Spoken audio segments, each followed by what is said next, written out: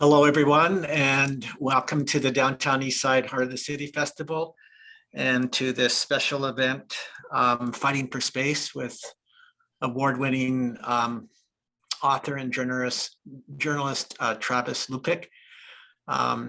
It's my pleasure to welcome you to this festival here in the Downtown Eastside on the unceded homeland of the Musqueam, Squamish, and Tsleil-Waututh. And we're honored to be able to present this event on their territory where cultural activity has been taking place for tens of thousands of years. This is a really special event to myself and to the festival. We're very honored and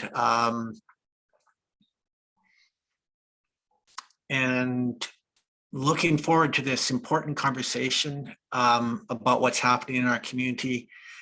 The community has gone through a lot of difficulties, as you all know, over the last number of years and for decades now, particularly in the last couple of years with the fentanyl poisoning that's going on, and coupled that with COVID. So this is a very timely and important conversation that we wanted to be able to support. And we're very honored that we're here with Travis and two other very key people from the harm reduction community, activists. Ann Livingston will be joining us later after the presentation, along with Eris Nyx, or Nyx, pardon me, Nyx. The event will be structured. I'll introduce Travis, and then he is going to set up the piece that he's presenting, which is about 40 minutes long. After that, we'll bring in our two special guests, and there will be a conversation. You will be able to participate in the conversation through the chat function on the side. Please post those questions as you think of them, and so that when we come back, we have some questions from you. I will be asking Eris and Ann to respond to the presentation that Travis has given. So it's now my pleasure to welcome to the microphone, so to speak, Travis Lupick. Travis, welcome and thank you so much for joining us here today for this event. I first became aware of your work through my partner, Savannah Walling, who brought your book into the house and read it and said what critical, vital work it was that you were doing. And she spoke so highly of what you were doing. And then, so it was based on reading your book and becoming aware of the extensive coverage and knowledge that you have about our situation in the Downtown East Side. So it's a real pleasure to welcome you here, and we're very honored to have you with us from California. Thank you so much for having me, and thank you for that such a warm introduction. Thanks to Ann and Eris for joining us on the panel later, and to Heart of the City for having all of us. I'll jump right into it. And Terry, if I encounter any technical difficulties here, just jump in and speak over me, please. Okay, we're going to do a screen share, and we're also going to do, sorry, one second. We're also going to make sure that I'm sharing audio.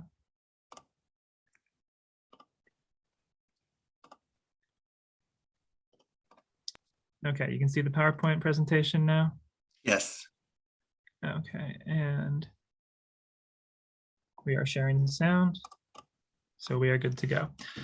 Okay, we're going to talk about the overdose crisis today, which if you're living in Vancouver, I'm sure you're familiar with. But we're going to start all the way back in the early 1990s. In Vancouver's Downtown East Side, along East Hastings Street. If you're not from the Downtown East Side, I'll give you a really brief rundown. It's a bit, it's what people call a bit of a rough part of town. It's been that way for a long time. There's a concentration of poverty there, concentration of drug use, a concentration of mental illness, with that a concentration of social housing, and also a concentration of really amazing community. This is a group of people that takes care of each other, that takes care of themselves. It's a really special place. A lot of people around all the time. Downtown East Hastings Street is a busy section of town. This is a map that sort of underscores just how tight a neighborhood that we're talking about. I think just about every single event that I'm going to talk about over the next 40 minutes takes place sort of within these this 5x5 block where you see all 5x5 block space where you see all the dots. This is where the overdose crisis happens and our response to the overdose crisis happens. Like I said, a dense concentration of poverty. This is actually a picture taken off of Google Street View, which I could have taken a picture myself, but this is off Street View to sort of show you just how typical a scene like this is. But like I said, and also a concentration of community.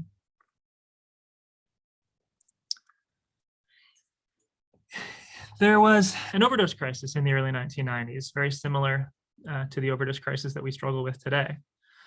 There was what we think was a batch of a strong heroin that came through town and stuck around for a couple of years that really caused overdose deaths to spike. At the same time, we had an explosion of HIV. This was right in the middle of North America's HIV epidemic, and for Vancouver, for all of Canada, there was nowhere worse for the epidemic for HIV than the downtown east side. So an explosion of infectious disease and an explosion of overdoses, and there was no help here. Governments involved in the overdose crisis today, you can criticize their response, but they're there. In the early 1990s, they were not. And into that situation I just described arrived a young nurse, 23 years old at the time in 1991, named Liz Evans. She just received her nursing degree on the other side of Canada on the East Coast, moved all the way to Vancouver for the first time, and took an amazing job at Vancouver General Hospital in the mental health emergency ward there. And after completing her degree and moving across the country and taking this big job with the city's big hospital, she hated it. Liz would come home from work every day crying. She hated her job. She hated the way that people were treated there. People were treated like they were numbers, like they were moved through the system, and if they couldn't be moved through the system, they were ejected from the system. And so Liz hated it. So she quit. And living on the edge of the downtown east side, answered a job ad there. There was a job ad for mental health, to provide mental health services in one hotel at the time called the Rainbow to 10 tenants. That was what the job listing was on paper. We're going to provide mental health to 10 tenants at the Rainbow Hotel. Liz took the job interview. She walked home and her phone rang. Liz answered the phone and it was a response on her job interview. She got the job. Nobody else had even applied. And so in the middle of this HIV and overdose crisis at this hotel on the corner of East Hastings and Columbia, this 23-year-old woman, Liz Evans, was given the hotel to do with it what she saw fit. So the first thing she did was start filling it up. She took people in off the streets who were so-called difficult to house or even the unhoused, impossible to house. Liz took an informal survey of the tenants that she moved into the building that first year running the Rainbow. And she found that the average number of addresses that one of these tenants had had during the previous 12 months was 11. So these were people that were, and that's an average. So these were people who were literally, forced to move every month over and over again for using drugs, for overdosing, for experiencing mental health challenges. And these are the people that Liz brought inside the hotel. I mentioned the job application said 10 rooms. She actually took on close to 70. Again, just by herself with a staff of no one at that time. And Liz did this really revolutionary thing as she was filling up the hotel. She took people in and she said, you live here now. You will always live here. We're not going to kick you out for a mental health crisis. We're not going to kick you out for using drugs. We're not going to kick you out for overdosing. This is your home. You live here now. Today, we call this housing first, and it's a social policy that's been adopted across a number of cities in North America. It wasn't called that at the time. Liz was just being kind. But what she was doing had this really neat unintended consequence. She found when she told people they had nothing to fear by using drugs, they had nothing to fear by experiencing a mental health challenge, those people experienced fewer mental health challenges and used fewer drugs. When she removed that stress and said, you live here now, people did pretty well. Before not too much longer, a young chap named Mark Townsend joined her from Liz's homeland of England. And the two of them got to work fixing up the hotel. That's actually how Mark got the job. He was visiting Liz, a pipe burst at the hotel. Mark volunteered to fix it, and now Mark worked at the Rainbow. So the two of them are getting more involved in the downtown east side, getting more involved with their tenants, listening to what's wrong in the neighborhood. Tenants were talking about this overdose crisis. Tenants were talking about this HIV epidemic, saying government's not coming, something's got to change. Right around the same time, another young woman, a couple years older, named Ann Livingston, moved here from Vancouver Island. She had 3 children in tow. The downtown east side was where she could afford a home for all of them, and so that's where they settled. Ann had a really interesting upbringing. She was raised by this very straight Christian mother who never uttered a swear in her life.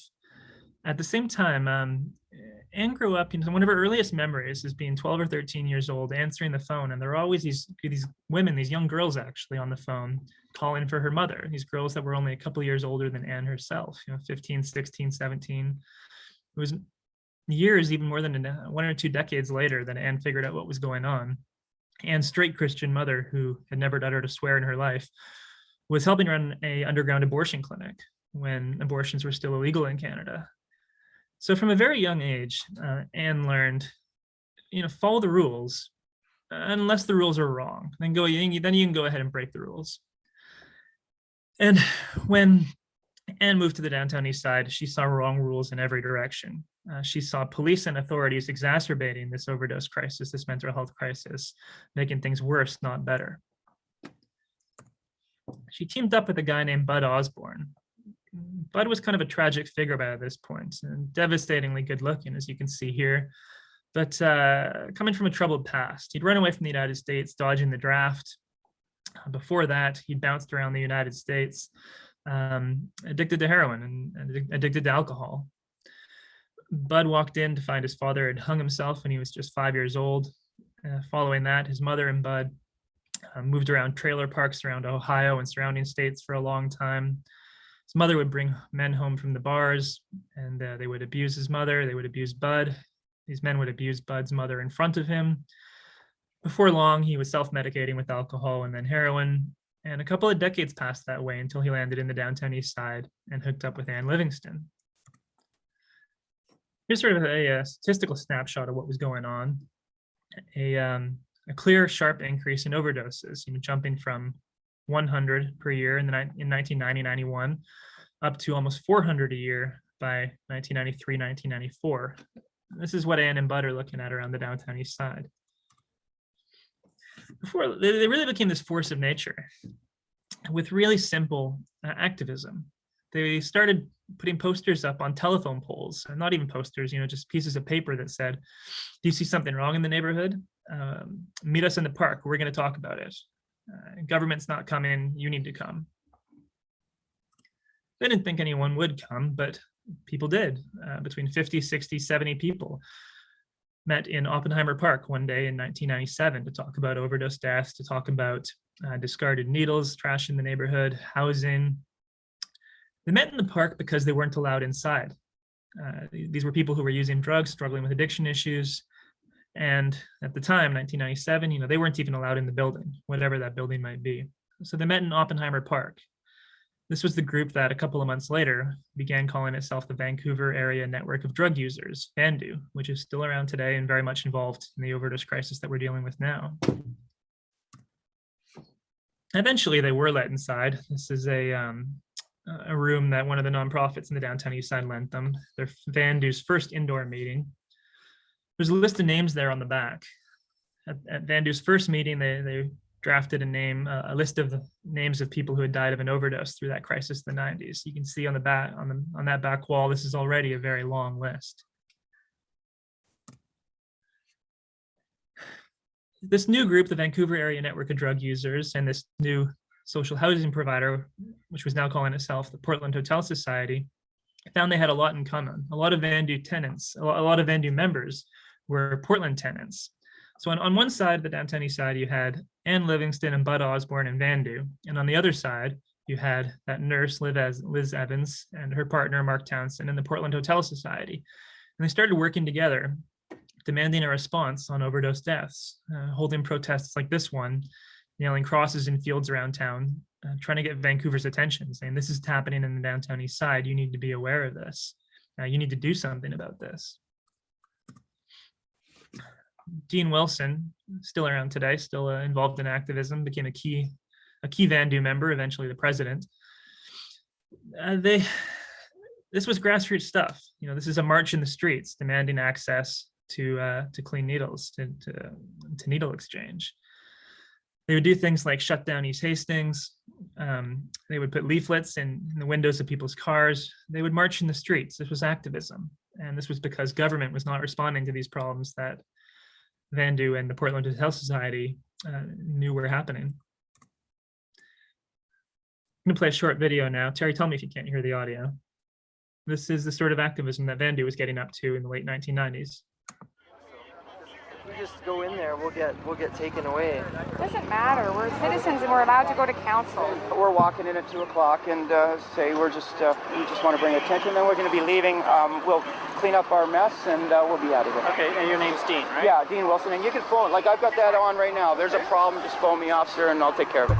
Council's in session. Let's go introduce ourselves.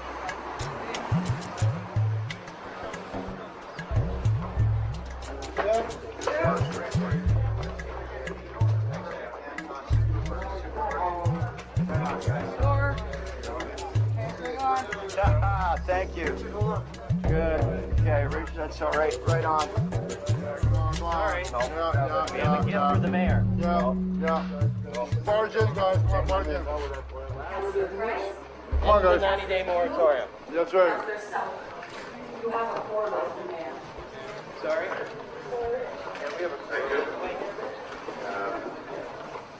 Have a mayor. We have We're a going to deputy have a mayor. presentation from Councilor McCarthy. Was that from VANDU that asked to speak to council. I want to ask council if I'd like to ask council what their wishes are on this item, whether we would delay our process and allow them to speak to city council. Okay. One person can speak to us for 5 minutes. You speak, you move out so we can see. We can't see. You move back and the person will speak from that podium, okay? It's not time for inaction, it's time for action. You've got to do something. I don't care what it is, even if I don't agree with it, you've got to do something. And I think it's time to end the moratorium now. And to have 90 days of inaction almost seems like you're sentencing us to death. Because every day somebody is dying. I think it's incumbent upon you, as representatives of our city, you know, we did vote you in, that you have to come down to our neck of the woods and give us a solution. One a day is dying. And if one of you were dying every day, every morning you woke up and there was one less person working in City Hall, I'll tell you that problem would be solved in 2 minutes. End the moratorium is all we ask. And then do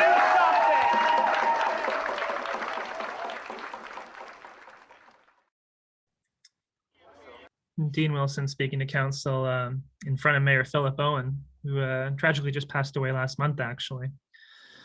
So the Vancouver Area Network of Drug Users is making their presence felt around Vancouver, taking over city council chambers, like I said, marching in the streets. You heard Dean say 1 a day is dying. That was the death rate at the time. And while those statistics are province-wide, you know, this was in mid-1990s, these were downtown east side numbers. 1 a day was dying in the downtown east side of an overdose, and then HIV on top of that. So VANDU and the Portland Hotel Society were demanding, saying, Vancouver, do something. Another famous photograph of Dean Wilson that sort of caught people's attention straight across Canada, actually. Now Ottawa's beginning to hear about what's happening in Vancouver. They wanted an injection site. They wanted a place where people who use drugs could bring drugs and use them safely. And if there was an overdose, where nurses could respond and save them. You know, they wanted to do drugs where it was safe, where it was comfortable, you know, instead of in a back alley where they were looking over their shoulder for a police officer. They told city council, they told Mayor Philip Owen and then Mayor Larry Campbell, who followed him, they said, we're going to build an injection site. we're going to build a safe place for people to use drugs to save lives and end this overdose crisis. And if you don't build an injection site, we're going to build it for you. They couldn't build an injection site at the time, that was illegal, but they could build a hair salon. So this is the hair salon. This is the same site where one of our injection sites today operates. They called it the hair salon. They told the mayor, we're going to start letting people in here to use drugs to embarrass you. You're going to hear about this right across the country. The Prime Minister is going to be giving you a call. We need you to open an injection site. And it worked. This same picture is taken in the same room as this picture at 139 East Hastings, where North America's first supervised injection facility, Insight, still operates today. They did it with grassroots activism. VANDU, the Portland Hotel Society, and a whole lot of other people in the downtown east side successfully lobbied the government to open the continent's first sanctioned supervised injection facility. I always ask people to think about the contrast here. You might like injection sites, you might hate them, but this is a better scene than a dirty back alley. And people deserve something better than a dirty back alley. Again, this was activism. Today, Vancouver really pats itself on the back for pioneering harm reduction in North America. The provincial government pats itself on the back for saying we opened the first injection site, but it was not easy, and those governments only went kicking and screaming. It was 10 years, plus 10 years of concerted work by the members of VANDU, Portland Hotel Society, and others in the downtown east side, demanding an injection site, demanding that the government respond to this overdose crisis. And even then, the fight was not over. After Insight opened in 2011, there was a change of government across the country in Ottawa. Former Conservative Prime Minister Stephen Harper was elected, and that government tried to shut Insight down. From 2007, when Insight opened, all the way till 2011, Insight and VANDU had to fight through the courts until this one very early morning in 2011, when Insight finally appeared in the Supreme Court of Canada.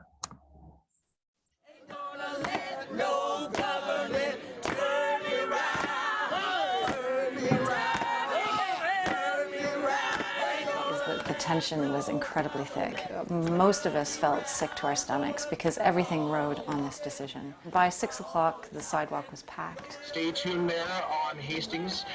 It's going to be a historic moment any minute now. It's been a long struggle up to this point. My hair was standing on end at that point. Dean was obviously very nervous about it. He was like walking around and fidgeting. I found out because somebody came in from the back. I guess the CBC News had found out first, and the media informed one of our guys in the back room, who came out and grabbed me and told me that we had won. And I just crumpled.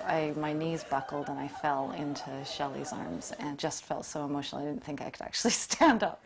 Dean immediately just jumped up and went into the middle of the room of the Supreme Court building with his arms in the air. The relief and just joy of hearing the results just created a wave of jubilation over my whole body. It was just an incredible moment. It was momentous, really amazing. We won! Statistically, 8 or 9 people a year would have died through the overdoses that we've prevented. So being open 8 years, that's 72 lives. That's a win. I don't care what they said today. I'm really glad that they validated it. But to me, we won a long time ago. We won the day we opened that door. I am so incredibly ecstatic today. I don't even know how to express it. Thank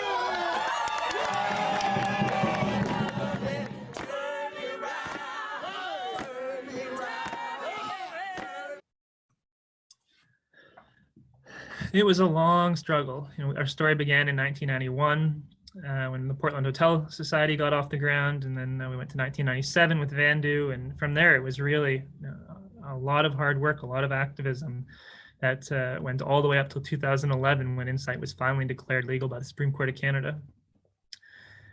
Insight was originally fairly unpopular with a lot of Vancouverites, but they came around, and today the injection facility is sort of an unlikely source of pride for many in Vancouver.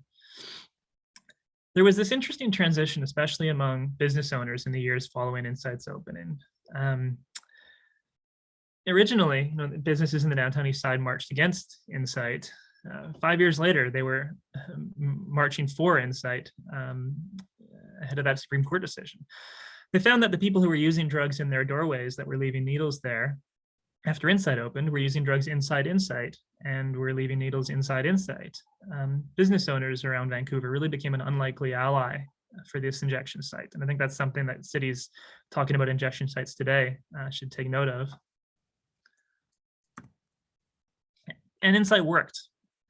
There's that same chart we looked at earlier with a few more years added onto the back. You can see that peak year of the crisis, 1998, when 400 people died across BC. Insight opened a couple years later, 2003, and those overdose deaths are really coming down. And in conjunction with other efforts, needle exchanges are operating and people are learning about overdose response and that sort of thing.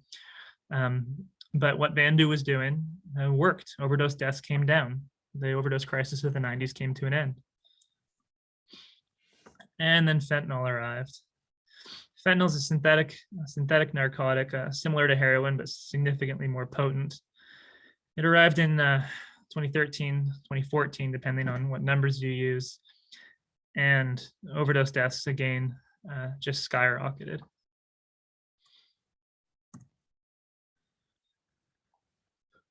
I was living in the downtown east side at the time, working for the Georgia Straight newspaper covering the overdose crisis. And I've never actually, in 10 years of reporting, I've never actually been able to visibly see statistics play out like this. When overdose deaths shot up on paper, you could see it around town. I'd be doing an interview about overdoses and we'd have to interrupt the interview because someone was having an overdose. I'd be waiting for my bus in the morning and there was a man with a sheet over him on the ground laying next to me. Walking home from work, heading into my building, and I'd pass an overdose on my way home. You could see these statistics. The numbers rose that sharp. Met a lot of people in the downtown east side these years affected by the fentanyl crisis. This is Janet Charlie, lost 2 sons to the overdose crisis. And that's what this same chart looks like again, now with fentanyl. You can see with the sharp increase that we experienced in 2013, 14, 15, 16, the numbers rise so sharp and so high. They crunch down the rest of the chart so that overdose crisis of the 90s is barely even visible. It's barely a bump. That overdose crisis that was so significant, so terrible that we had to completely change how we respond to addiction, implement this new thing called harm reduction, open the continent's first injection site. That crisis that was so severe, it prompted all of that. It's barely a blip on the chart when you look at the crisis today. It was a scary time in the downtown east side, especially through the winter of 2016, I remember. Deaths just skyrocketed from 20 a month to 30 a month to 60 a month, a tripling with fentanyl from 20 a month to 60 a month. And then in 2016, something even worse arrived. Whereas overdose deaths sort of rose steadily over a period of a couple of years from 20 to 40 to 60. In a matter of 60 days, they shot up from 60 a month to 160 a month, over and above what was happening with fentanyl. At the time, nobody really knew what was happening. We've been dealing with fentanyl for a couple of years. We'd even gotten used to 60 deaths a month, as much as one can. ATVs were running back alleys, overdose response patrols were getting a handle on things, and then deaths shoot up from 60 a month to 160 a month. And nobody knew what was happening. That was the scary part. Months later, when the tests came back, we found out that was carfentanil and even more potent synthetic opiate. So the Portland Hotel Society is still around and they're dispatching street teams, offering the overdose reversal drug naloxone in back alleys, responding to overdoses as they see them on the streets. Again, this is pretty grassroots stuff. A lot of it is not government. People in the SROs, these aren't even supportive housing sites. These are the private SROs, some of the worst places to live in Vancouver. Tenants are getting together, meeting in hallways, teaching each other how to respond to an overdose, distributing naloxone, getting that overdose reversal drug out in every way we can. People taking matters into their own hands. This is Natalie. She put a sign up on her door that said, "Narcan, let people know. No matter what time of night, come bang on my door and I'll come running." And she has many times. People like Sarah Blythe getting involved, working with Ann Livingston now, saying maybe one injection site is not enough. Maybe we need to do more. Maybe this fentanyl crisis, they were calling it now, maybe this needs more of a response. I think when Janet's son died, it was a turning point. You know, a lot of us went to the memorial and we were really touched by, you know, one of our workers at the market losing her son, and it's a very heartbreaking situation. And it became more and more close to home and more frequent, and the stories were one devastating story after another. We knew that, you know, no one really could stop us because we were doing the right thing. Hey, dark guy, Hi, can I get an ambulance to 62 East Hastings around back? We have an overdose at 62 East Hastings around back in the alley. Have the overdose tent. Yeah. One thing that we've realized is that the service that we're providing is extremely needed and extremely grassroots, and people can come in here right off the street and they feel comfortable working here, and we employ peer workers. And so I think that it's something the government should look at doing in a more serious way. It's beyond any kind of comprehension that people would be dying in the streets like this, and it feels like super urgent, but the government hasn't seen it as super urgent. You know, we haven't seen any government officials walking down here and seeing it for themselves.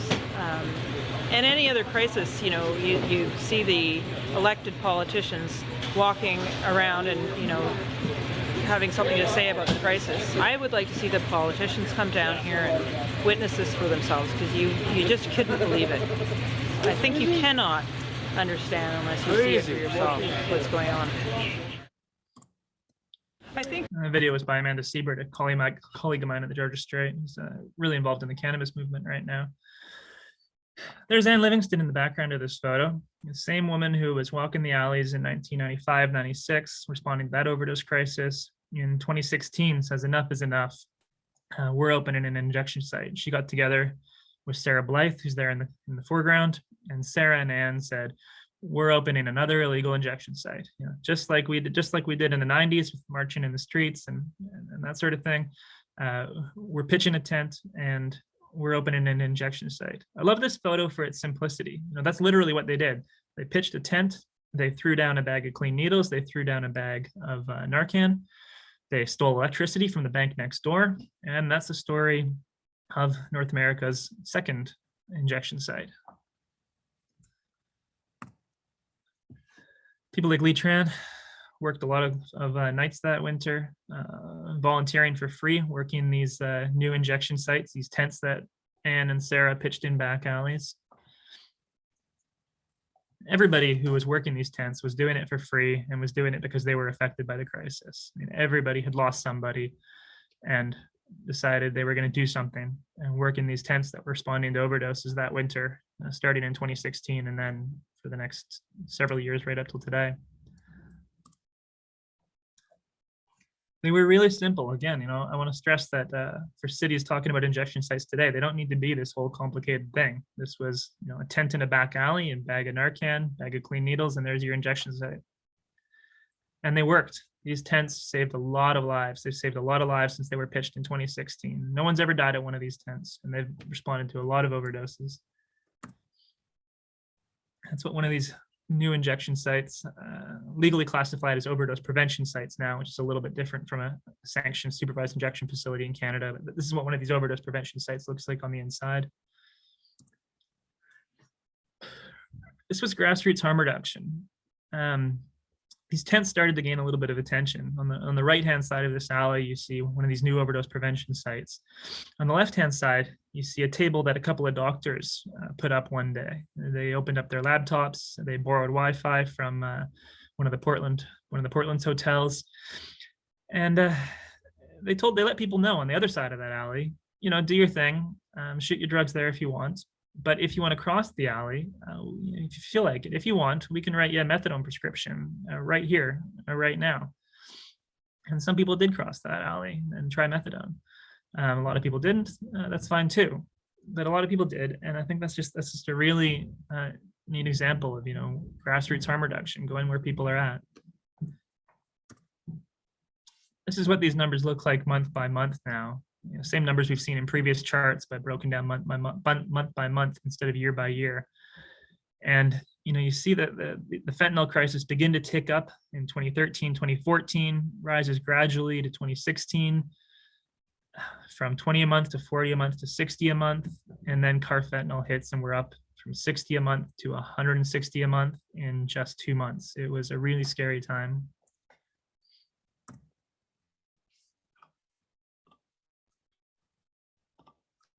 Sarah, Chris, and myself start on this thing, and I get into these pouting messes where I can't sleep, and I hear the sirens all night, and I'm feeling so terrible because I know the overdoses are really high, and months go by and we can't seem to take any action. And Chris and Sarah really sort of took the bull by the horn, so we were like, should we buy a Winnebago? Are we gonna get a gazebo? You know what I mean? The kind of thing you build. Or are we going to get a tent or whatever? So we were just toying with all these ideas. So they said, it's happening tomorrow, Ann, and I sort of didn't believe them. But when I came out there, they had the tents up. On a very slow average day, we'd have 80 injections. But what happened was about 2 weeks ago, it was an overdose a day or one every second day back here. That's a 12-hour shift, 7 days a week. And suddenly it was 3 every day. And you really saw impact.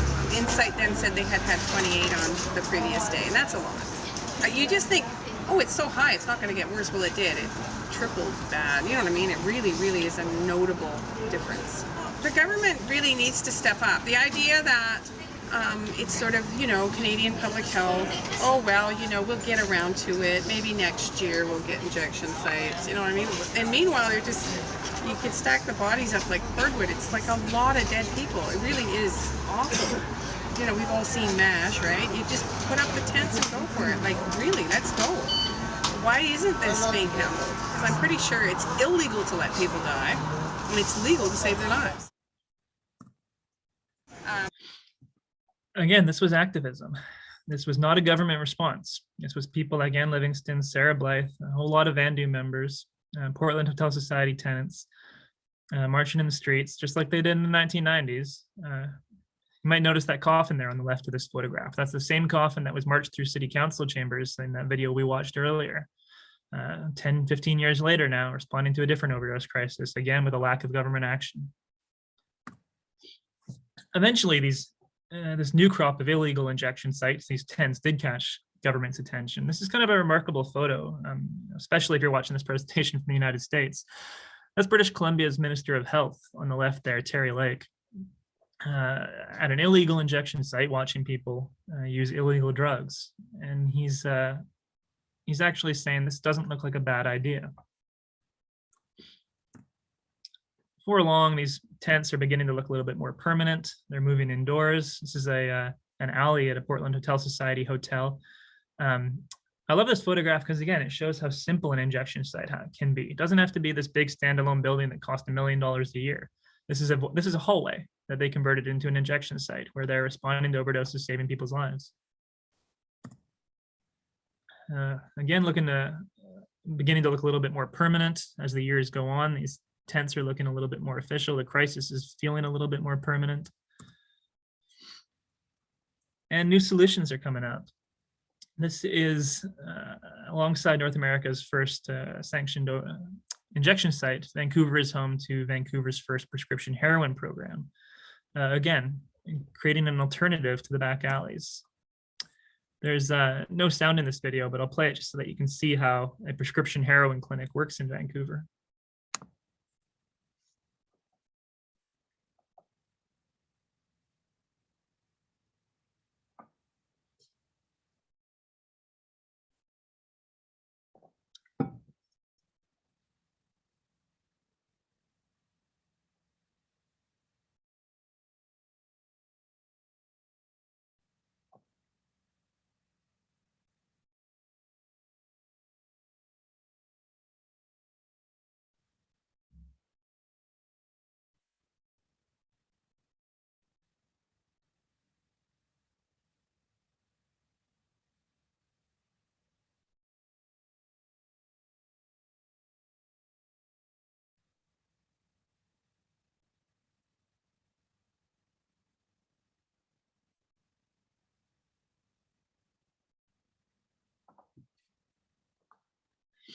So again, you can love harm reduction, you can hate harm reduction, but I think we can agree that what you just saw is better than rushing a shot of an unknown substance, probably containing fentanyl, in a back alley hiding from police. Many years after what wasn't even yet called VANDU, I met in Oppenheimer Park. VANDU is still fighting for programs like that, still leading our response to the overdose crisis. There's no happy ending to this presentation. The overdose crisis continues. It's gotten worse during COVID. I took this photograph on the corner of, just near the corner of Main and East Hastings. There's 5 ambulances in the shot. There's 2 more that are actually on my side of the street outside of the shot. And I called authorities the next day and asked what was going on. And they said that those 7 ambulances were responding to a total of 5 overdoses on one block at one time. This looks and feels like a war. An update on the numbers. You saw things were getting under control. And then that second spike is when COVID hit. We told people to isolate, to stay inside. The number 1 rule of hard drugs is never use alone. And that's what we told people to do during COVID. And a lot of people died because of that. The fentanyl crisis spread across the country, and with it, Vancouver harm reduction spread across the country. That tent that Ann and Sarah pitched, they drafted a how-to guide. And if you know where to look, you can find this guide online and set up your own little supervised injection site. And people did. People like Mary Lou over in Ottawa, they pitched tents in alleys or in parks, and said, just like in Vancouver, where the government's not stepping in, we're going to step in. People like Zoe Dodd, who ran a very successful overdose prevention site in Toronto that saved a lot of lives. Eventually, governments in other cities finally did implement the same sort of things that Vancouver did. This is one of Canada's second or third sanctioned government-run supervised injection facilities, this one in Montreal. And again, people who use drugs, in Montreal's equivalent of VANDU, was very involved in getting this building up and running. And slowly this stuff is spreading into the United States as they deal with their own fentanyl crisis. This is a video taken in the Bronx in New York. 20 years my son's been a heroin addict. Donna tells us there's a good chance Taylor is here at the Corner Project in Washington Heights. It's a needle exchange, but also has this. One of the most controversial bathrooms in the country. A place where people, like Taylor, come to use drugs, but are also monitored and can be saved with a medication called naloxone, or Narcan, which can reverse an overdose. When Taylor first told you about the bathroom, what were your first thoughts when you heard about that? He's going to do it whether he wants to or not, whether he's going to do it under the bridge where they go, or if he's going to go in my bathroom and do it. At least there, I know that people are watching over him, and if he does overdose, he's not going to die, because they're going to be able to save him.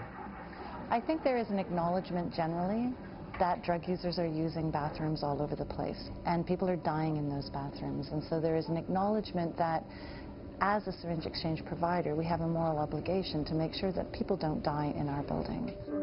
Liz Evans directs the Corner Project. She moved here from Vancouver, Canada, where she helped found Insight, the home of the only legal safe injection sites in North America. Over 14 years, there have been over 3 million visits there, and not one single death.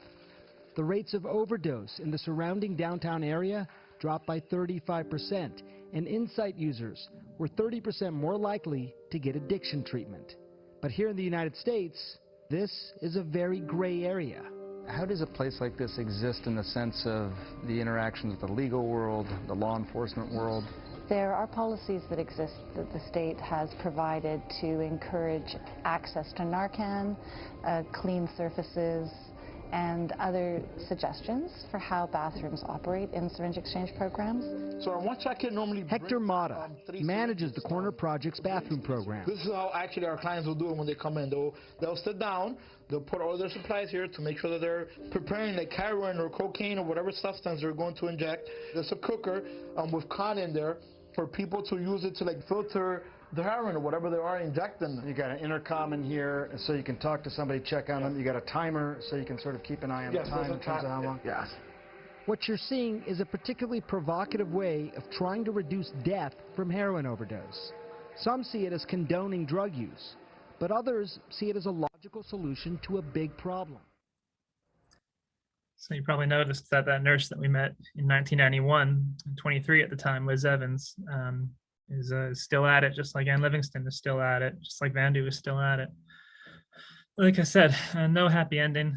The overdose crisis is worse than ever under COVID. We thought things were kind of being brought under control before the pandemic hit, and now they're worse than ever. Thank you.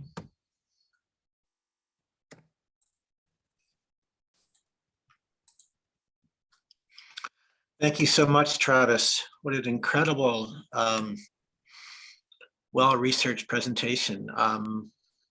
I've lived in the downtown east side for almost 45 years, and I walk these streets all the time. And there was parts of that history that I did not know, and details that I did not know. And I just found it really, really informative. As a resident of the neighborhood, it's so important for me to be educated about what has transpired here in the neighborhood and to see the work that's been done in this community. And you've done such an amazing job of documenting that.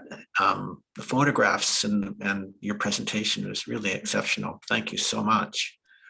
Oh, thank you. I mean, I always say it was such a gift to be able to tell that story. I mean, so many VANDU members especially just opened up their whole lives to me for the book that presentation is based on, Fighting for Space. And it's really a privilege that they let me share that for them. Mm-hmm, mm-hmm. And we have Eris. Oh, I see Ann is here. Great. We have Ann and Eris here. Welcome, Ann. Welcome, Eris. And thank you, everyone. I see the questions on the side, and we will make sure to get to those questions. Eris and Ann, I wanted to give you guys the first platform here to respond to what it is that you've seen. Ann, we'll start with you. Please, your comments, reflections. Makes me tired just watching that. And I'm sitting in Nanaimo right now, who has no smoke site, with a group of drug users who had a lease on an office and can't get the lease renewed because of the municipal government here constantly harassing the landlord. So with this, which has also happened in Surrey and in Chilliwack and Nanaimo. So we have a tremendous uphill battle. The user groups, when they do form, provide refuge for people who use drugs in a completely different way than you've seen in this film, but it's a social model where, anyway, I'm trying to get an ethnographer or something to record it so that it can be viewed as legitimate as we move forward with the government funding under public health for these initiatives. Mm-hmm. Yeah, as was said at the end, the fight goes on and it continues, and I can well imagine your exhaustion. And I just wanted to take this moment to raise my hands to you and to all the other activists who have been fighting and fighting and fighting and fighting for space and for this harm reduction. And you've had some victories, but the challenges go on, and it's really disheartening to see how the situation's gotten worse with the arrival of these poisonous drugs that have, come in. But I wanted to express my deep gratitude to you and to Bud and to all the others that have doing this amazing work. Thank you so much. Eris, welcome. Hi. Thank you. You want me to just jump on in here? Jump on in. Well, you know, things have gotten, and I think Travis did a good job of illustrating this, but things have gotten tremendously worse. And especially in BC, we're seeing, you know, 6 deaths a day right now, I think, maybe more. They haven't released the latest numbers, but we're on track to have the worst year for overdose deaths ever. And even We're on over track for 2,000 deaths this year. So yeah, that's a horrible, that peak year number. of 400. Now, you know, we're 5 times the worst year of the crisis in the 90s.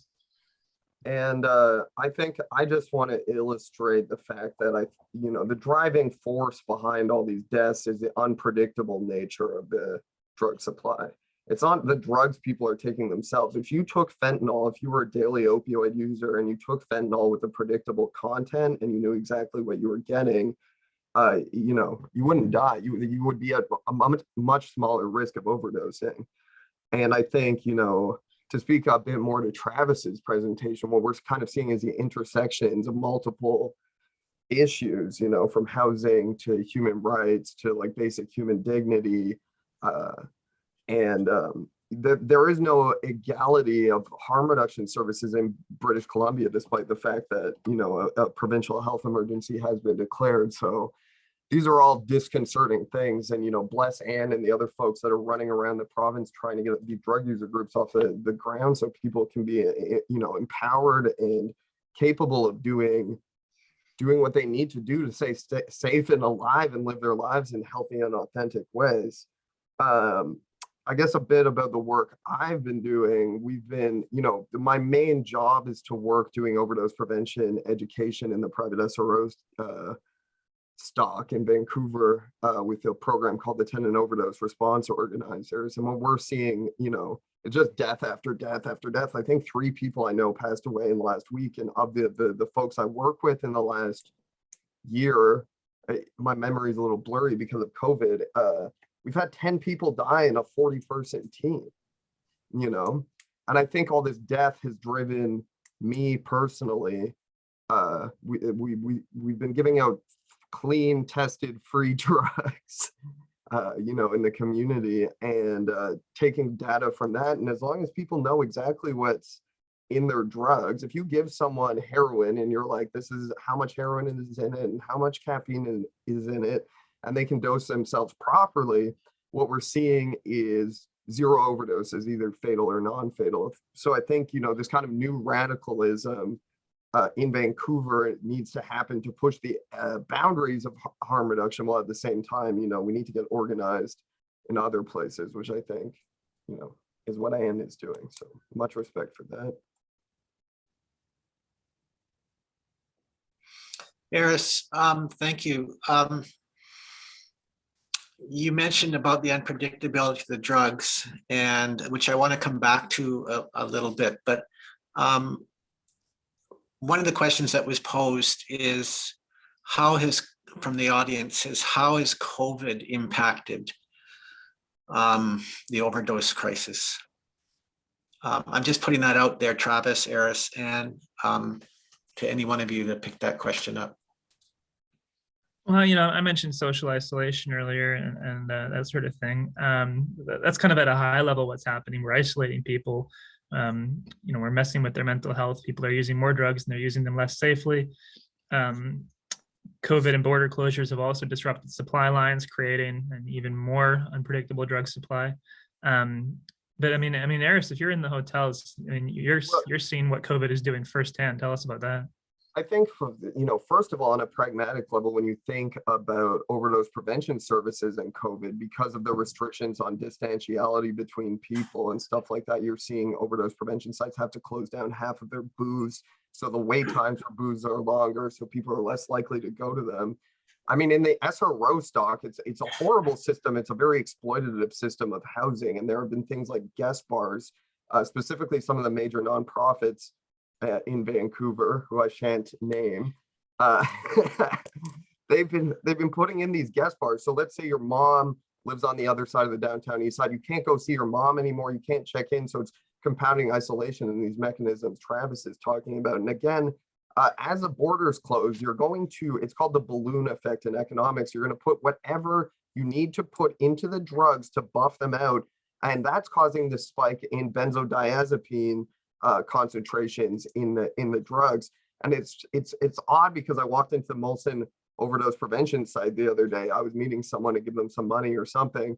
And every single booth, every person was like smashed into the floor, high on benzos, like asleep. And there was like a lineup, people banging on the door, being like, I need a booth, I need a booth. So all of these things are compounding. Wait times are, you know, it's just causing everything to get more and more and more and more and more screwed up. And no, I'll jump in and contrast that picture. I'll jump in and contrast that picture, the sort of picture that Eris just painted.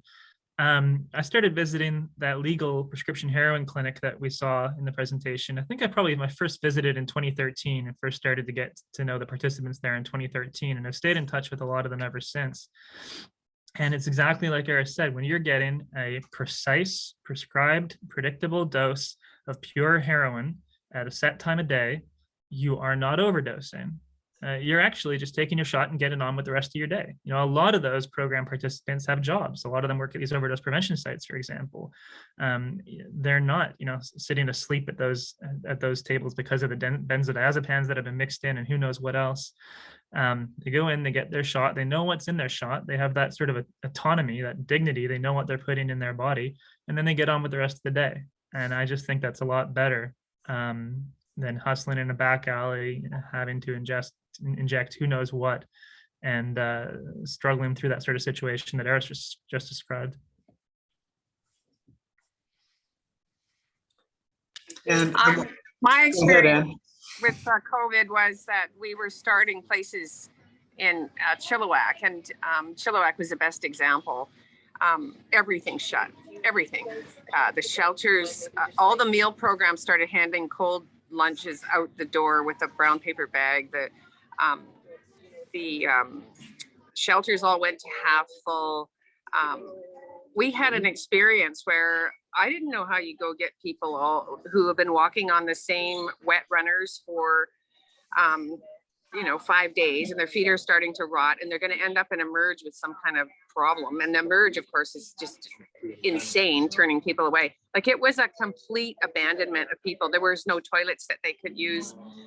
We had to figure out how to get dry shoes. I was like, who knows the dry shoe program? So, all these secondhand stores, the way it works is people who do this kind of stuff, like shelters, tell the secondhand stores to watch out for a pair of size 12 men's, work boots or something. And then, so we had to start doing socks. We had to feed people. People had no food.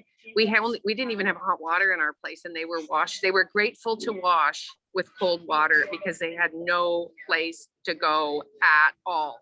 That happened in Chilliwack, that happened in Surrey, that happened in all these kind of weird suburban nasty communities where and even the kindest people, because there really are kind, usually older women in churches who will do the Thursday night dinner for all their boys, like their fellas, and they had to shut down because they were the most vulnerable to the COVID, and you can hardly get mad at them. They've got 80-year-old partners, or they're looking after their parents and stuff. So part of it was really understandable. The rest of it was something that I will probably be traumatized for the rest of my life, because I experienced it and saw what was going on. And it's hard to explain, and nothing in your middle class upbringing will prepare you to see what I saw.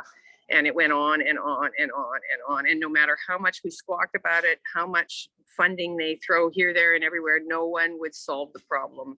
Most drug users in suburban and rural British Columbia do not have a toilet to take a shit in unless the McDonald's lets them.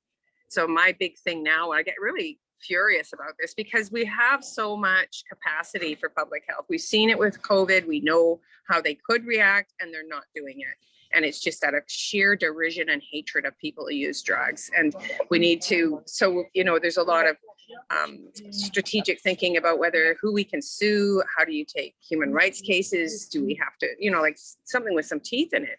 Because the parents of these kids are mad. Mom, Stop the Harm. I just wanted to mention them and say, hopefully they'll get fed up and say, you could have prevented my child's death and you did absolutely nothing. And it's completely predictable, and it's preventable, and you fail to act. Because Sheila Malcolmson keeps announcing and announcing. overdose prevention sites, and they're supposed to be opened in Chilliwack, Langley, South Surrey, Newton it's called, and in Abbotsford, another one in Abbotsford. None of them, none. The money's been there for over a year. Everyone's la-di-da-di-da, you know, well, maybe in a couple of years, or like it's bizarre to experience, because you just have such a sense of panic, and you know what could happen. And then they just, you know, well, if the BIA isn't happy with that location, then we could hardly open it. You just think, I just don't think they view them as human. We have a long way to go with this. Thanks.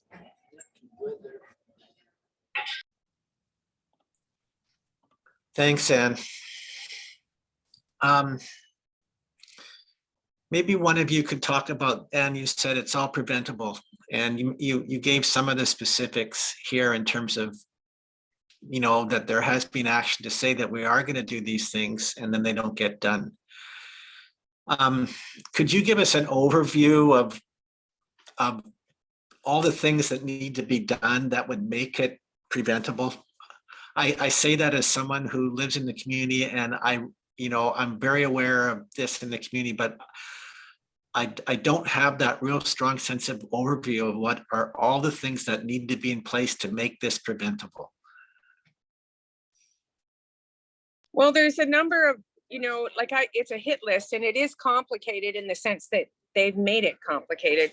For instance, heroin, cocaine, and crystal methamphetamine need to be put on the formulary, which means messing with this weird level of bureaucracy that even the politicians don't seem to know how to attack. I haven't met a lawyer yet who knows how to attack it, and get them put on there. Then a doctor can at least prescribe them. The doctors themselves don't really want to prescribe these drugs because they have such a toxic relationship with their patient, because all they do is become the drug police to them. And it's a strange, it'd be like kind of saying, doctor, can I please have an extra beer this week? You know, if you like, it's just not the place for it. So it shouldn't be medicalized. But anyway, those are the things you could do immediately.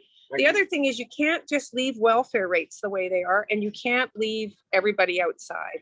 I think they always, if I say that, then if the coroner was here, she'd say, but Ann, most of these people are found in their own homes and they have jobs. And I think, well, maybe that's true or not, but someone sells them drugs. And I can tell you who sells them drugs. That's the guys I know that are living on the street, know all about the drug trade, and are intense. And like, at some point, you've got to start to say, we declare that we will not have this misery. We will not continue to hire police when there's homeless people. We will we'll let them have tents and get them organized. Then we will build the buildings. We'll put them in the buildings.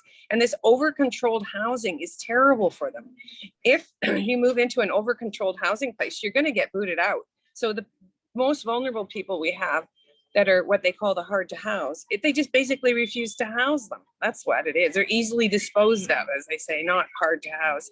So it means starting and really being very strong in your convictions and saying, our philosophy is that these are citizens of Canada and they deserve healthcare, and we're going to deliver it to them, no matter whether the BIA likes it or not. This is a public health emergency. You're allowed to do stuff without permission. And we've seen it with COVID. We should have, if Bonnie Henry's going to talk about how many COVID cases there are each week, she should tell us how many people died of overdose and where they were, so that there's a constant reminder to the public so they can follow this crisis along and really invite people to get involved, because it's a very local solution almost always. It will be a downtown Eastside solution, and then there's going to be an Nanaimo solution, and then there's going to be a Caresville. You know what I mean? You have to have that sense. The worst thing they're doing is they're not allowing drug user groups to have any voice. Almost all services for people who use drugs are run by AIDS organizations, housing organizations, mental health organizations. I mean, go on and on and on, but they're never run by drug user organizations, which are then have voted boards of drug users who can provide the leadership and knowledge and the history. And it's they used to do it to gay men. I'm sure gay men didn't have their own organizations. Well, they do now. So we need that. That's when people keep bringing it up. It used to be illegal to be gay, and it used to be that you were considered to have a mental illness. So that's what's happening to drug users in a very parallel way. It's illegal and you're considered to have a mental illness. And we'll see the social progress go as that goes, but we want everybody to get involved. Thank you. That was, thank you for that. Very, very clear response. Eris. Yeah, okay, there I'm on. I think, well, there's two kind of related but issues that I think it's important to kind of address, because I think there's this like, there's no community for everyone, and a lot of this starts with community and, you know, the intersections of housing and space and all that kind of stuff. That all starts with community, and in that sense, I'm a big advocate for cooperative housing rather than this awful nonprofit model of housing we keep seeing money shoveled into. In terms of the crisis of prohibition, as I like to call it, which I see as a failure of the war on drugs, you know, we got to look at this the same way we would look at alcohol. If you had a doctor, your doctor's not going to prescribe you scotch if you are an alcoholic. You know, your doctor doesn't want to give you drugs that are going to be harmful to your health, so to speak. And this is why I think drugs need to be moved out of the policing model, out of the medical model, and into a social model. And I think the way we think about drugs, alcohol is the most dangerous drug, both to society and to the individual, but it's legal and regulated because during prohibition of alcohol, you had an increase of organized crime, you had an increase of alcoholic potency because it was easier to smuggle, and you also had an increase in alcohol poisoning. And when people are being poisoned by drugs, you can draw a direct parallel there. And I'm like, the major issue here is the entire carceral archipelago, the entire structure of the prison industrial complex, the medical industrial complex, the nonprofit industrial complex, the psychiatry industrial complex. All these things are interrelated. And as soon as you start pulling out the pieces of the game of Kerplunk, the whole thing is going to fall apart. And all these rich sadists who have things like, you know, Epstein Island, for instance, aren't going to be able to oppress this gigantic mass of people who they're putting in jail and ostensibly causing, you know, indentured slavery over possession of half a freaking gram of heroin. And that's why I think what we're doing with Dolph is really screwing with them, because I'm like, we have medical science on our side. We have reason and logic and lawyers and you know, and this is why I don't think they're answering us, you know. Thank you, Eris. What is Dolph? Dolph is a drug user liberation front, and ostensibly it's a, you know, non-incorporated organization of people who give out clean tested drugs. You can visit our website, www.dolph.ca, DULF, the Drug User Liberation Front. And we label it, we ensure that people are over the age of 18, that they're, you know, already members of existing drug user organizations, that they're at risk of overdose. And again, we take data from the drugs we distribute, and not a single person has overdosed, period, on using these drugs. So I think, you know, at the end of the day, and we've sent an application to Health Canada asking for them to sanction what we're doing and to allow us legal pathways into accessing heroin and cocaine and methamphetamine, which do exist, but not without government sanctioning. And all the freaking government is doing is sitting on their freaking hands.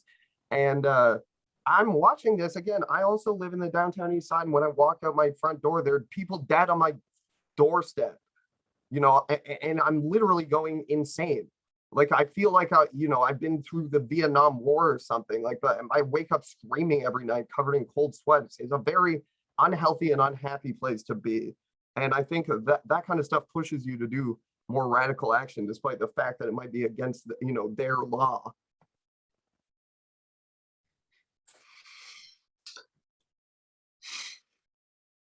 Thank you, guys. Very powerful words. Travis, you have any thoughts on Eris and Ann's response to that question that I posted them? I think what Dolph is doing is amazing. This free drugs initiative, or this clean drugs initiative, is what needs to happen on a much larger level.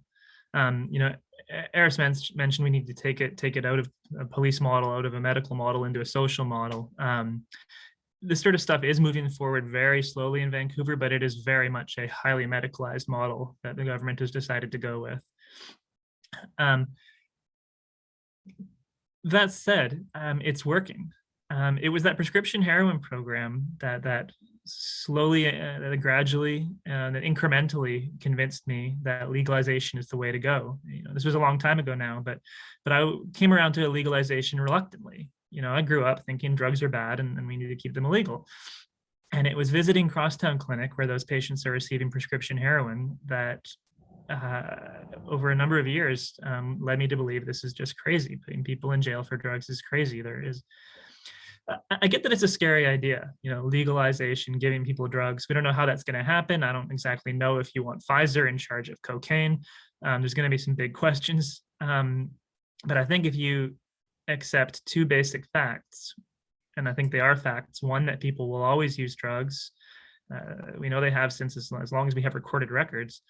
People will always use drugs, and North America's drug supply is now so hopelessly just taken over by fentanyl. If you accept those two things, I no longer know what we do but legalize. There'll be challenges. I think we need to be realistic about that. But to solve this crisis of 160 deaths in British Columbia alone, I don't know what else we do but legalize and regulate drugs.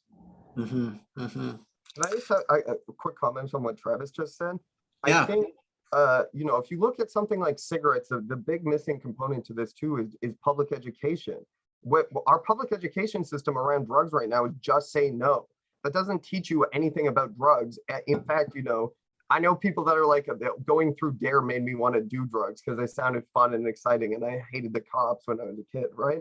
So what you need, like the rates of cigarettes, despite the fact cigarettes are legal, the rates of smoking have decreased substantively since, the 1940s because of the way the public education works.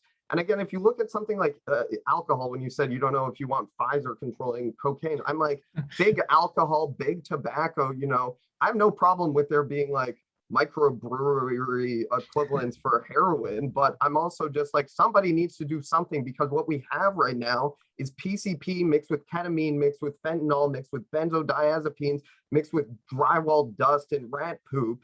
And, people are injecting this stuff.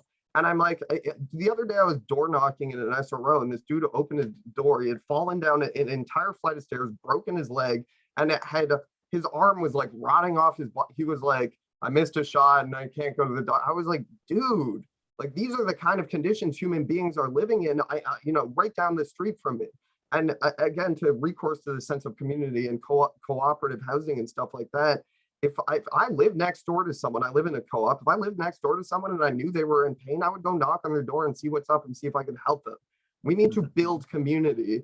And what we have, and especially COVID, to recourse to that as well, COVID was highly disruptive in being able to organize. And I'm like, what drug users need to do most of all is organize and, let each other know that they're there for each other. So sorry, that was a bit longer than I thought, but it's all important. That's good. And that ties back into what Ann was talking about too, about drug users not being able to unite and to have control and agency over their situation. I'm going to go to, we've got another 20 minutes. Or 18, I'm going to go to some of the questions here that have been posted. There's somebody, an anonymous attendee, didn't give their name. We've been talking about access to clean drugs, and somebody has posted the question, what are the barriers to heroin by prescription? I put that out to the three of you. Anyone can take it on. They're gigantic. You have the College of Physicians, you have the College of Nurses, and you have the College of Pharmacists. And so pharmacists compound the drugs and nurses or doctors prescribe them. All of those institutions are very against these kind of programs. And in Vancouver, even our injectable heroin program, I think only has 120 people on it. There's all these issues like that we're going to give people carries, 5 people carries of heroin. Carries means you can take instead of having to go get your injection at a clinic twice a day or thrice a day or however many times you do it, which ties you down to that clinic, which is another awful thing about these medicalized models. You could take the heroin with you. That just got cut off because the College of Physicians and pharmacists were like diversion. People are going to be selling the heroin on the street to get fentanyl, blah blah blah. We need to College of Physicians and Surgeons has been a huge barrier to safe supply in British Columbia, a huge barrier. And to be clear, the federal government made sure that they're not the barrier now, which is their kind of way of dumping it onto the provinces. So there is no further impediment for heroin to be prescribed in Canada, where all the roadblocks are in provincial. So the formulary, which I mentioned earlier, I think, and then of course the colleges who will go, in our opinion, this isn't enough scientific evidence. We're evidence-based, and they're not. They're fucking liars. They switched everybody from methadone to Metadol and killed at least 1,000 of our friends. And they had no evidence to show that they should go from, methadose, from methadone to methadose. They claimed that they had evidence, and they had 18 people in a study for 3 weeks or some bullshit when we finally got to the bottom of it, thank goodness. And that's the BC Association of People on Opiate Maintenance that found this out. It's shocking. And, then they hide behind this idea that there's just not enough evidence. And, and the evidence from the heroin trials is being used in Denmark. They didn't do any more studies. Anyway, there are some tangible or whatever you want to call them. There are some tangible hurdles to expanding prescription heroin in Canada. It's illegal to produce the drug in Canada. We don't produce the drug in Canada. We have to import it from Europe. And it is, surprise, surprise, it is very complicated to import heroin legally. And a lot of, not many institutions are willing to take on that paperwork. Because of this medicalized model, you need a dedicated building, a bricks and mortar location that costs, a whole lot of money to run for that single purpose, and staff with medical professionals. The solution to these nuts and bolts pizzas like this is to normalize the drug. We don't need to treat heroin nearly as special as we do. Treat heroin like morphine, and we could see we could see an expansion of prescription heroin a whole lot faster. We have a question from MK, and the question is as follows, and I put this out to the three of you to take it on as you see fit. Has the BC government gained awareness and developed arguments regarding how much it spends to address 9/11 calls related to overdoses versus the costs of investing in prevention? Yeah, prevention is always a very tricky thing to get funding behind, because you can't measure its results.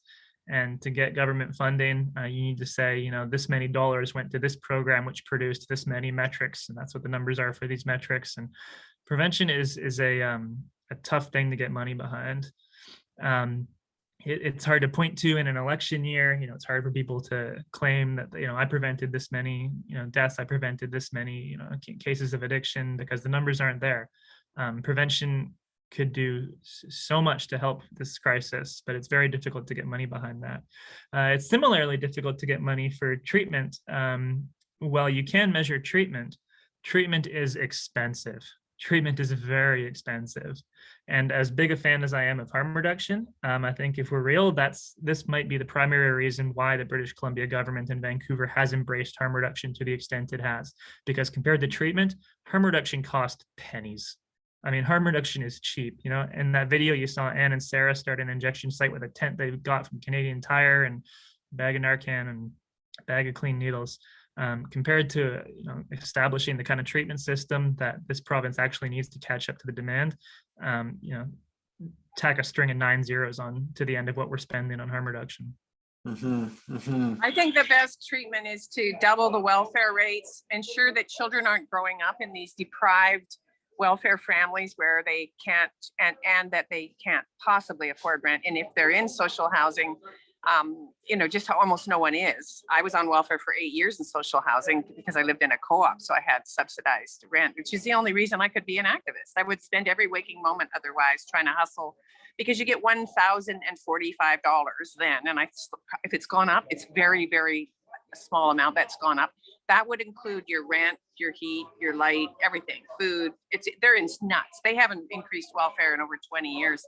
I think some of the things about prevention is we need to keep saying that if you're the child of someone who died of an overdose, you're at extreme risk for drug use, and because of these ACEs. If you can reduce ACEs and trauma amongst children, you will reduce drug use. And I think we have enough evidence to make a very firm case on that. And but they need to switch away from like, it is a little lecture that someone came to your school in grade 5 and then you said, I'm never using drugs, and then that was it. That's not how drug use works, and that's not how trauma works. So I think it's recognized, but then never acted on, because nobody wants to increase welfare, and nobody wants, especially the doctors who are sucking up all the money out of this province into healthcare.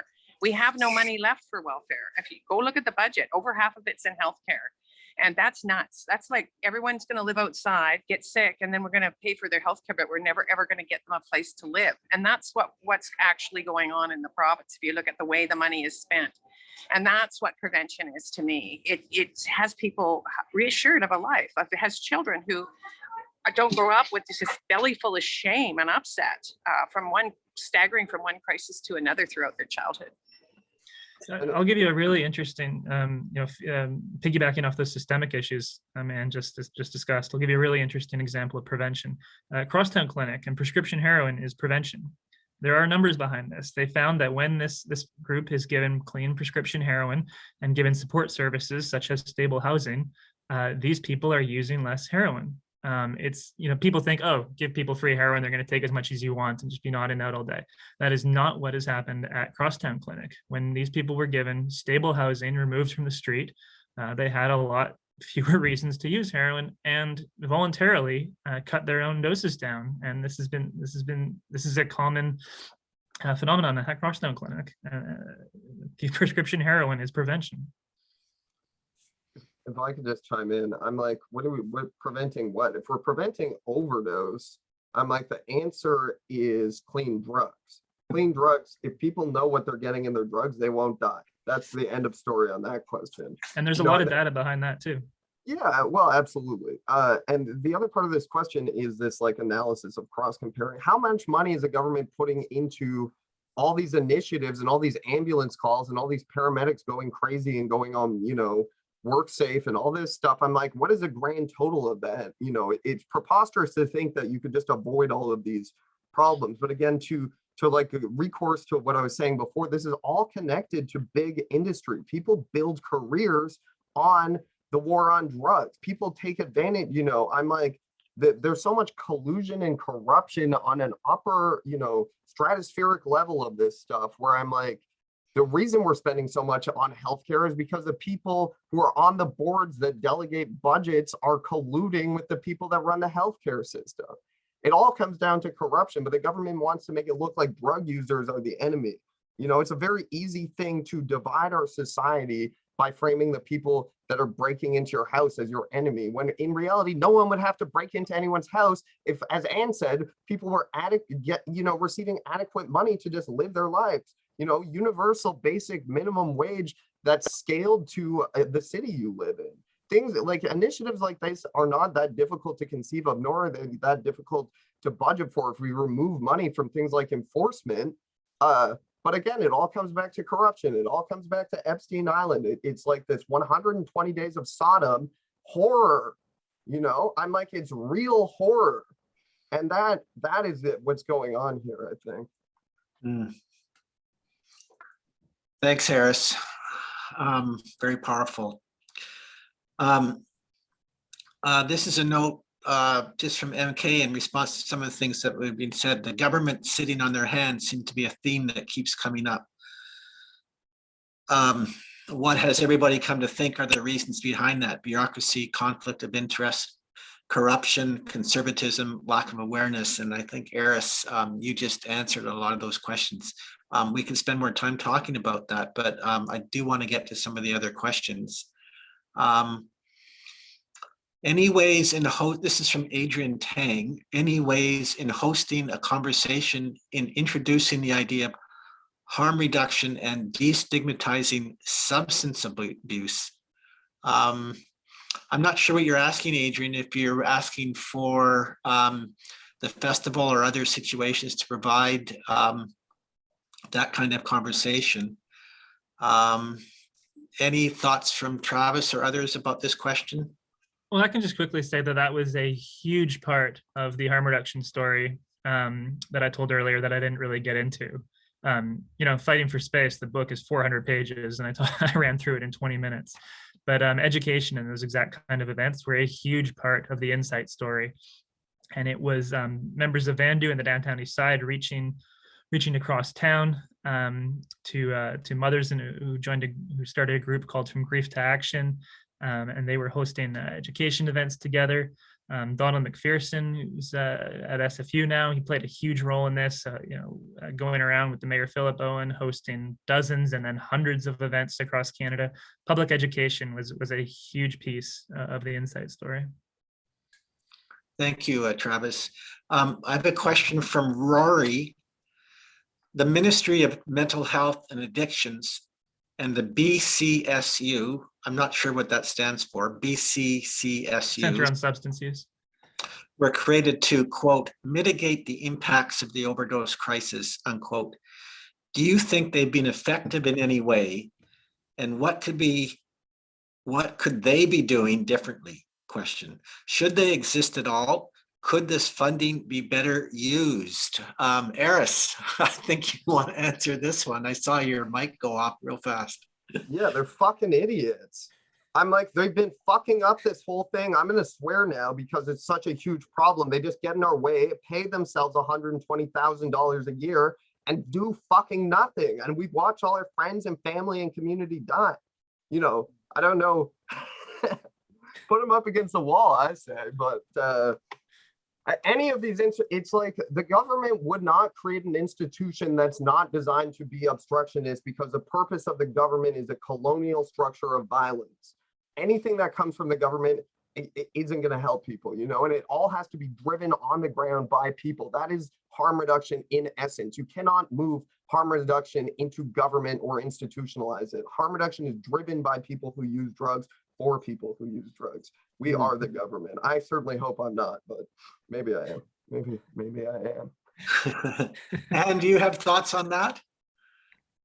Well, it's, you know, it's pretty discouraging. You know, I remember different times. I went to Denmark and they have in Copenhagen, they have a drug user group. And then when I get back to Vancouver, the juxtaposition of the two groups is so notable because in Vancouver, the BC Centre for Disease Control or Vancouver Coastal Health Authority or, you know, any of these bureaucracies will create a position that's a government position. But when you looked at how they did it in Copenhagen, they would give that responsibility to the drug user group. They'd say, you guys do all the needle pickups and keep track of it and work with, you know what I mean? Where here we had someone hired at the BC Centre for Disease Control to keep track of how many needles were picked up and on which block. And I'm going, who cares? Get the overdose prevention sites up and then we won't be picking up needles outside because no one will be using outside, you know, or very, very rarely. Anyway, so you can see this kind of a real difference in how things are done. So one of the philosophies I've come to understand is you can get different, you know, 1 out of 50 of the human beings that work in these organizations is actually a really good person and will be an ally.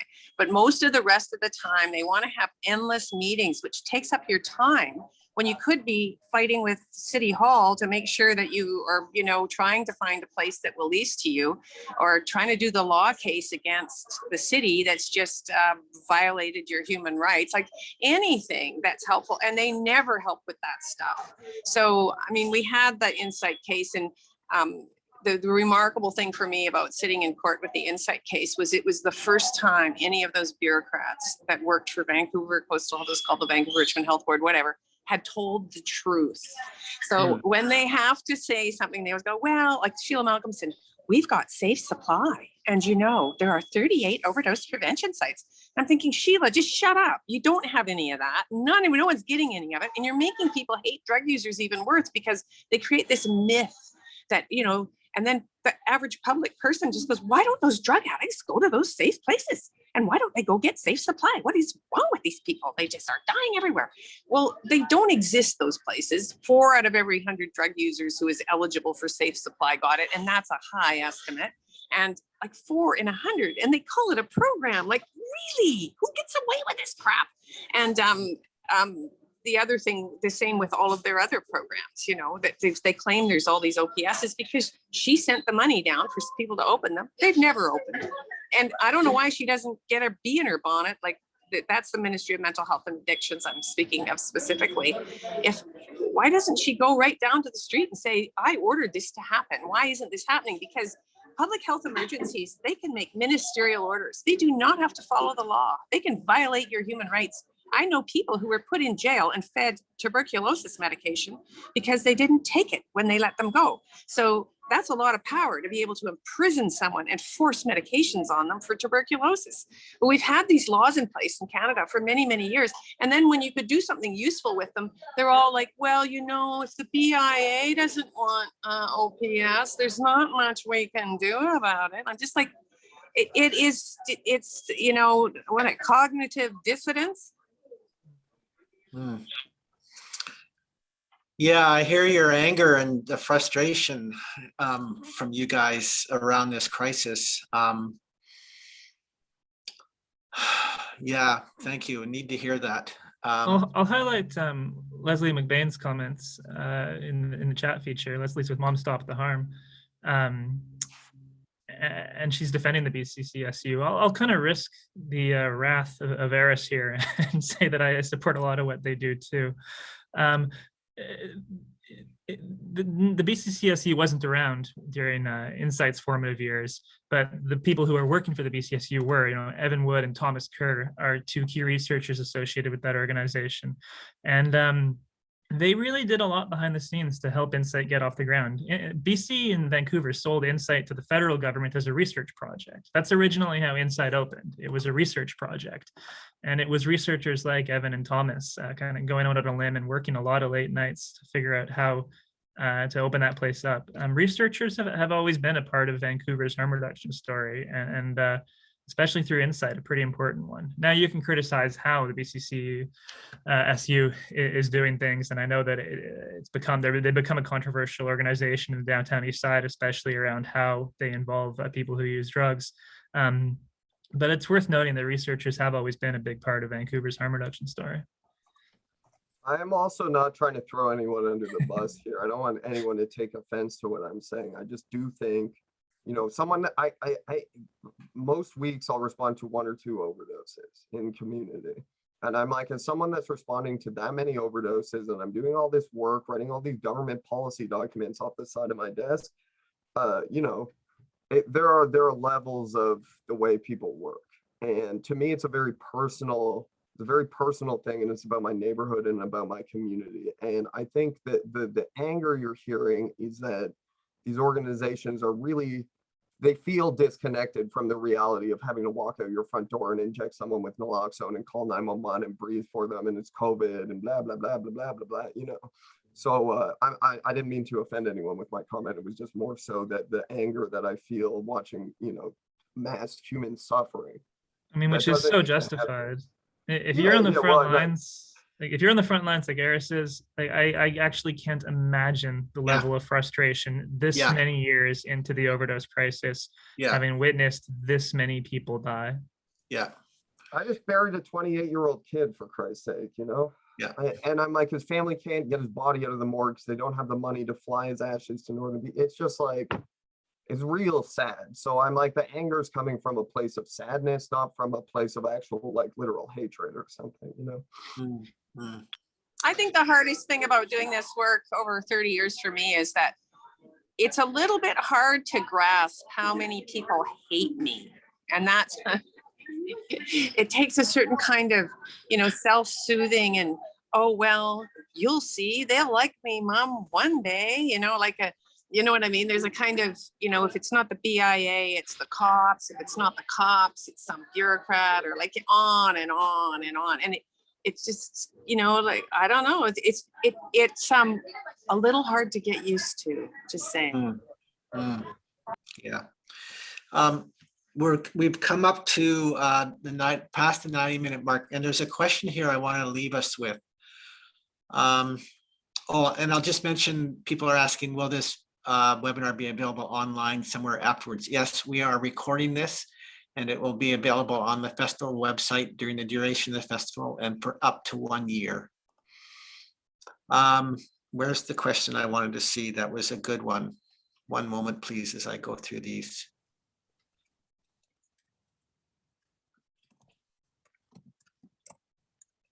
Oh, it seems to have disappeared. Sorry, just give me a second here. I'm not used to this kind of. Okay, I can remember it enough. So the question was, how can we, people from the public, how can we help out? How can we get involved?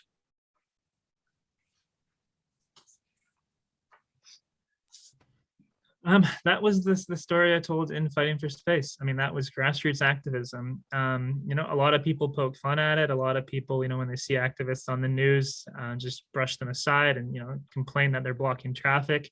But it was activism that got harm reduction in Vancouver to where it is. And it was, the most stereotypical basic forms of activism. It was marching in the streets. It was, going door to door. It was talking on the radio. It was occupying city council. It sounds cheesy, people dismiss it, people complain about it, but activism does work. If you pester your politicians with enough people, they do actually begin to listen. If I could just Sometimes. jump in here, I think the first thing is education. Educate yourself before you get involved. The thing I hate the most about doing the type of organizing I'm doing is when well-meaning people who don't understand what's going on get involved, and then they just clog everything up. And there's a couple places I can point you. There's like a peer-to-peer education curriculum I helped develop, which has 28 modules that you can find on this website. There's information about how to start a drug user group website. And I would also point people back to Dolph's website to look at our Section 56 application and to look at our substance use and addictions program grant application. That's also a thing that differentiates Dolph is any work we do, we make public, because we want you to steal it. We want every city everywhere to have the kind of programming we're envisioning, which is a community-oriented compassion club model that partners with drug user organizations.